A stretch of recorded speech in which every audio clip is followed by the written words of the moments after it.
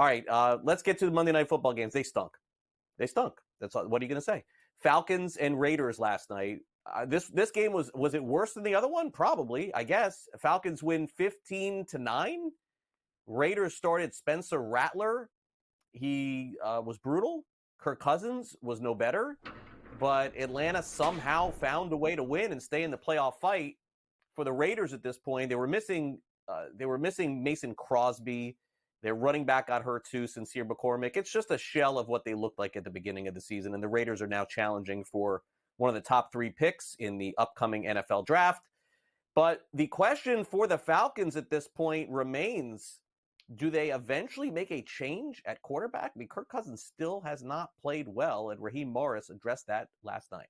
He's got to play better. And, obviously you got to go back, you got to be able to look at everything. But, he wants to play better. He's got to play better. We got to find a way to get him to play better. And obviously we'll get to work tomorrow, and that's a part of our process, right? You go, you look at the tape, you review with the people that needs to be reviewed with. We get all the coordinators in the room. We'll talk with everybody. And we got to play better at the quarterback position. So part B to that, if he can't, are you prepared to replace him with Michael Penix? We got everybody in our roster for a reason, right? We got so much to get better at, and those things will always be discussed. That's just the nature of the beast in football. It's just so heavily talked about at the quarterback position because there's only one guy out there. So for us, man, our mentality is to find a way to win the next game. That's just the mentality that we're going to have. Glad to find a way to win. It's never easy going on the road and winning this league, and it's great to find a way. Certainly a lot of plays that you look at and you say, hey, we can be better. I can be better. So those conversations will happen certainly, but great to find a way to win. Our defense was phenomenal tonight. Special teams was phenomenal. Run game was strong. We just didn't convert enough third downs really to stay on the field and then turn some of those drives into points. By the way, I misspoke here, but I want to correct myself. I said that the Raiders started Spencer Rattler. They started Desmond Ridder. But is there a difference between those? I'm starting to think about it. Is there a difference between those two quarterbacks? I don't know. Anyway, all right, Bears-Vikings. This was the game that just crushed me watching this one. And the Vikings, it was because I was playing against all these Vikings, and the Bears were just so bad yesterday until the end. And the score didn't even indicate how close the game was. This could have been a shutout very easily. Bears couldn't get a 4th down. Their life was counting on it. Same thing for 3rd down. And basically, Sam Darnold, Aaron Jones, they kind of carved up the Bears' defense. The Bears look cooked. Even with this new head coach, interim coach Thomas Brown, things are not going well. Let's hear from Sam Darnold after the game as the Vikings are now charging, believe it or not, toward the number 1 seed in the NFC. I think just to be able to, come in, it starts with, KO obviously as well, being able to send that message to us. And we've talked about it all the time. We talked about it, ever since really OTAs. I feel like our guys have been doing such a good job of just attacking what's in front of us. And we're just going to continue to do that. Last night you guys actually clinched playoffs last night after the Sunday night game. Do you take a second to absorb that at all before getting back to getting ready for this one? I think for us it truly is, it's great, first and foremost, to be able to, recognize it, during the night and to be able to be with some of my teammates when that happened, that's special in that moment. But to be able to wake up today and know that we have a job to do, that's the best part about our team is we can enjoy moments like that and be mature enough to be able to come into work today and get the job done.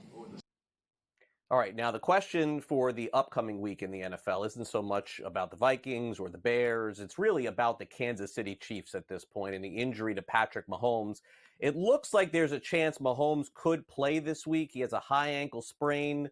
The likelihood is the Chiefs could just shut him down for a week and then have him return Christmas Day. We will see. We'll have an update on that on tomorrow's show. Meanwhile, Mike Tomlin says that there's a chance that TJ Watt could play for the Steelers this week. He left last week's game with an injury, and also they'll need George Pickens back for that offense. The Steelers just not looking the same without him. Former Steeler Deontay Johnson has an excuse to be away from the team. He has, had a little bit of a checkered history here with the Ravens, basically refusing to play in a game as well. I would doubt we'll see him the rest of the season.